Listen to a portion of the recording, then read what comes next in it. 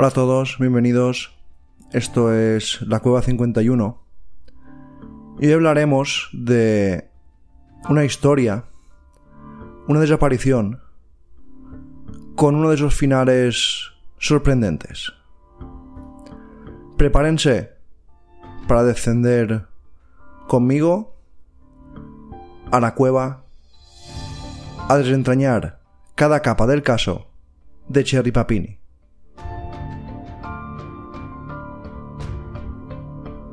Imaginen el atardecer de un 2 de noviembre de 2016 en la pintoresca pero por lo general tranquila ciudad de Redding, California.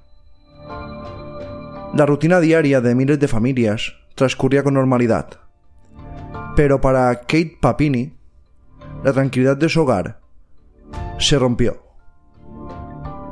Este hombre regresó del trabajo y al regresar esperaba el bullicio de sus dos hijos pequeños y un cálido saludo de su esposa, Cherry Papini. Pero la casa estaba en completo silencio. Sus hijos no estaban. Y lo más alarmante, no habían sido recogidos de la guardería. Un nudo en el estómago se empezó a formar en Kate. La angustia lo llevó en un primer momento a usar una aplicación llamada Encontrar mi iPhone. Esta aplicación lo que hace es que busca la ubicación de una persona, de un familiar, si lo tienes activado. Y lo primero que hizo es, a ver, ¿dónde está mi esposa? Esta aplicación lo guió hasta un sendero de tierra, desolado, a lo largo de la Old Oregon Trail, cerca de la concurrida Interestatal 5. Y allí, a un lado del camino, como una macabra puesta en escena, encontró el teléfono de Cherry, sus auriculares en el suelo. Había indicios de un forcejeo, y el miedo ya se convirtió en un pánico incontrolable. En un instante, la vida de los Papini se desmoronó. La noticia del secuestro de Cherry Papini se extendió como la pólvora. Llamó a la policía, los medios de comunicación locales se hicieron eco de la noticia y pronto los nacionales. Una joven madre de 34 años había desaparecido misteriosamente. La hipótesis parecía clara. Un secuestro, quién sabe si aleatorio o quién sabe si premeditado. El departamento del sheriff del condado de Shasta y el FBI lanzaron una búsqueda masiva. Cientos de voluntarios se unieron, peinando cada rincón del condado. La familia de Cherry, con Kate a la cabeza, se convirtió en un rostro público. Las ruedas de prensa eran desgarradoras. Kate siempre salía con una cara consumida por el dolor. Suplicaba a los captores de su esposa que por favor la liberaran. La familia ofreció una recompensa de $50,000. Se crearon páginas de GoFundMe, páginas de estas que se crea una especie de bote con la ayuda de la gente para ayudar a la búsqueda. Y los carteles con la imagen de Cherry empapelaron la ciudad y casi todo el estado. La historia de la madre de California secuestrada mientras iba paseando tocó una fibra muy sensible en el corazón de América. Cada noticiero abría con actualizaciones, las redes sociales bullían con noticias, pero la esperanza se mantenía. Pero también había ansiedad. La pregunta flotaba en el aire. ¿Dónde estaba Cherry? ¿Estaría aún viva? La espera era insoportable. Habían pasado ya 22 días de angustia. Y entonces ocurrió el milagro. Era el día de Acción de Gracias, el 24 de noviembre de 2016. Ese día se encontró una mujer visiblemente desorientada, herida, que fue encontrada a lo largo de la Interestatal 5, en el condado de Yolo, Este condado está a unas 150 millas al sur de Reading. Llevaba grilletes, tenía hematomas y quemaduras. Su largo cabello rubio había sido rapado. Cuando la encontraron, cuando vieron quién era, por suerte, era Sherry Papini. Su regreso fue un estallido de alegría, alivio, pero rápidamente empezó la confusión. Cuando preguntaron a Sherry qué había ocurrido, ella dijo que 2 mujeres hispanas con un arma la secuestraron, que la habían tenido encadenada, la habían agredido y finalmente, sin saber por qué, la habían liberado. Los detalles, pero, eran vagos. Sus recuerdos no eran muy, digamos, eran bastante contradictorios. Ella decía que tenía un trauma y por eso pues no se acordaba muy bien de las cosas. Las autoridades, claro, la trataron como una víctima. Pero los investigadores, más experimentados, empezaron a levantar banderas rojas. La historia de Sherry era convincente emocionalmente, pero físicamente y en tema de pruebas carecía de solidez. Los investigadores, después de la liberación de Sherry, quisieron investigar el caso meticulosamente. Fue una verdadera búsqueda de agujeros en esta especie de historia. Los detectives del condado de Shasta, con el apoyo del FBI, siguieron cada pista, por inverosímil que pareciera, para saber qué le había ocurrido y para también encontrar a sus posibles captoras.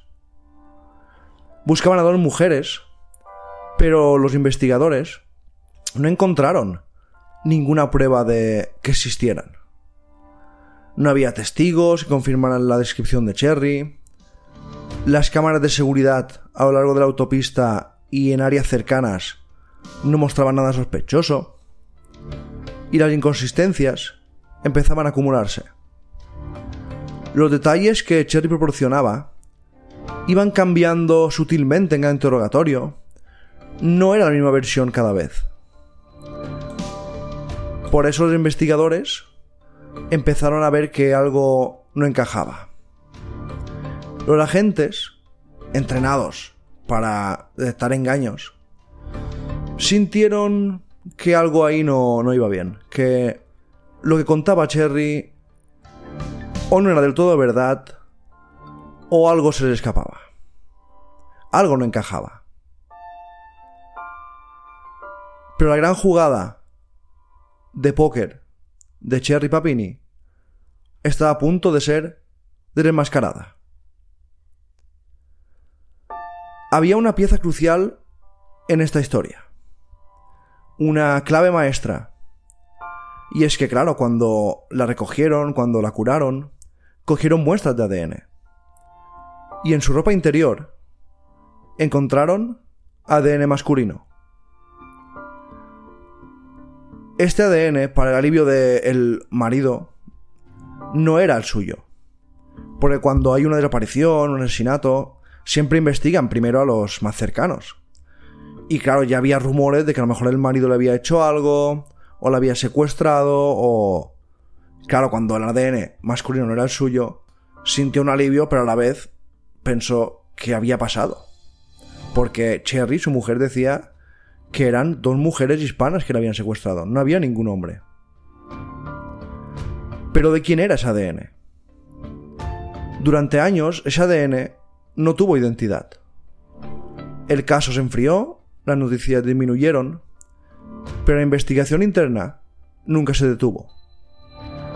Para que veáis que la policía siempre sigue investigando, aunque no lo parezca, aunque parezca que un caso está cerrado, aunque parezca que ya pasan del tema, no es verdad. Ellos siguen investigando. Y gracias a esa perseverancia y también a los avances tecnológicos, en 2020, 4 años después de la supuesta, abducción o secuestro, La genealogía forense, una técnica que utilizaba bases de datos de ADN públicos para construir árboles genealógicos, arrojó una coincidencia impactante. El ADN pertenecía a James Reyes. ¿Y quién era James Reyes? Un exnovio de Cherry. La pieza del puzzle que faltaba fue encontrada y reescribió por completo la historia. Jim Reyes vivía en el condado de Orange, a cientos de millas al sur de Reading. Cuando los agentes del FBI lo confrontaron, cuando hablaron con él, la confesión de este hombre fue la estocada final para la farsa que se había montado Cherry. Reyes admitió que Cherry nunca había sido secuestrada, que ella lo había contactado y él había recogido voluntariamente en Reading, el día de su desaparición, a Cherry. Los 22 días que supuestamente Cherry estuvo en cautiverio los pasó con Reyes en su apartamento. Él la describió como manipuladora, afirmando que ella misma se había infligido las heridas, que se había rapado el pelo, que había fabricado marcas de tortura para hacer más creíble su historia, y que él la había llevado de regreso en la Interstellar 5, exactamente como ella había planeado. Y la pregunta es, que nos hacemos todos en este punto de esta historia, ¿por qué? ¿Por qué la madre de 2 hijos orquestó esta farsa tan elaborada? ¿Por qué causó tanta angustia a su familia? Desperdició recursos públicos. Y es que, aunque Cherry Papini nunca dio una explicación pública, nunca dio una explicación lógica, los investigadores y expertos sugirieron que lo que quería era una combinación de atención, de búsqueda de atención, y un deseo de escapar de su vida o de su matrimonio, que según algunas versiones estaba en problemas. Esta elaborada mentira costó a los contribuyentes cientos de miles de dólares en operaciones de búsqueda, pagos a beneficiarios, salarios de investigadores. Y el 18 de abril de 2022, la farsa de Cherry llegó a su inevitable final. Fue arrestada y acusada de hacer declaraciones falsas a agentes federales y de fraude postal.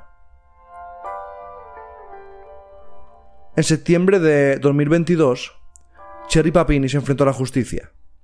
En una audiencia cargada de tensión, fue sentenciada a 18 meses de prisión, una pena que para muchos pareció muy indulgente, dada la magnitud del engaño. Además, se le impusieron 36 meses de libertad supervisada y tuvo que pagar, ojo, $300.000 por los costos de la investigación. El juez señaló que el engaño era muy grave y que dejó a la familia muy tocada y a la comunidad. El caso de Cherry Papini es una advertencia sobre la fragilidad del ser humano, de la verdad, del poder del engaño. Y es que Cherry, con estas mentiras, no solo consumió su propia vida, sino que dejó una cicatriz muy fuerte en los que le amaban, en la gente que la quería. ¿Qué ocurrió? ¿Qué le pasó a esta mujer en la cabeza? ¿Tan mal iba el matrimonio que quería escapar con un exnovio y dejar a sus 2 hijos? No parecía que hubiera tampoco muchos problemas graves en este matrimonio. El marido era un hombre perfectamente normal. ¿Por qué la gente a veces hace estas cosas?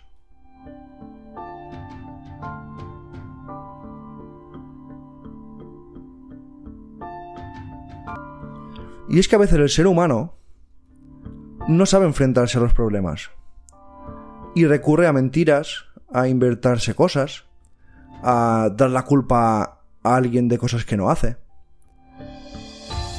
¿No sería más fácil hablar con el marido, decir que no está bien, tomarse un tiempo y a ver cómo se arregla el tema.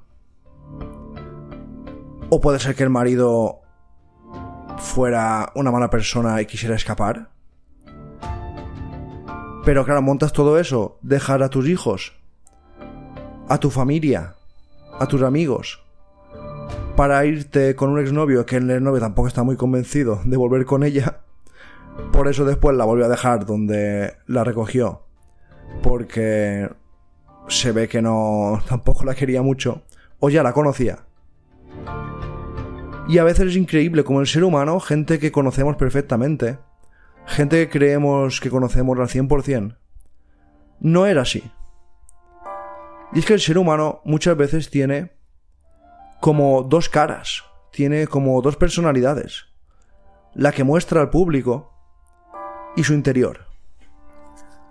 Esta mujer a lo mejor no supo cómo enfrentarse al dilema, al problema de querer dejar a su familia, y pensó eso.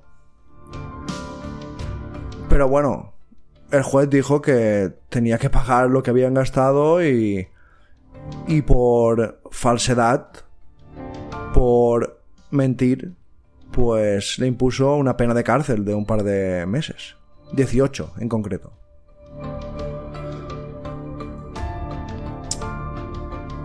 Hay gente que hace estas cosas, que para conseguir algo miente, se inventa cosas. Y digo yo, ¿no sería más fácil contar la verdad porque va a doler menos que hacer esto a tu familia?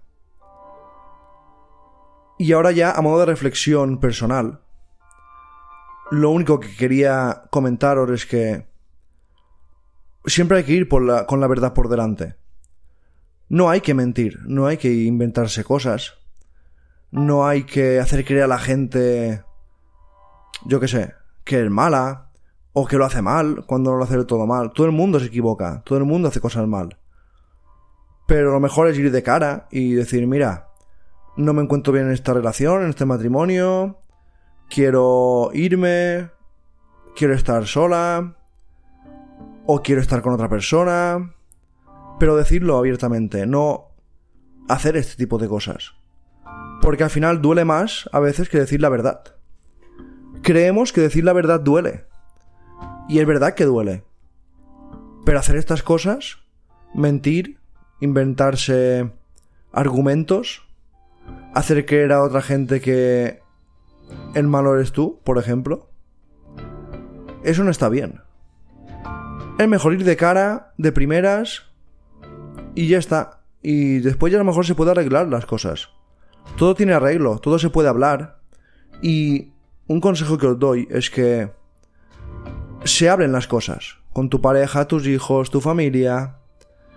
Que no nos guardemos nada. No intentemos pues callarnos y que después al final todo explota.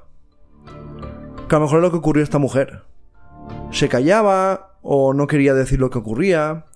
O váyanse a saber si el marido era un poco, perdón por la expresión, un poco cabrón. Pero es mejor de primera decir las cosas, hablar las cosas, no inventarse nada, no mentir. Y a lo mejor así, bueno, así, a lo mejor no, estoy convencido que muchas veces se pueden arreglar muchísimos problemas que tenemos cotidianamente con las personas. Gracias a todos y hasta la próxima.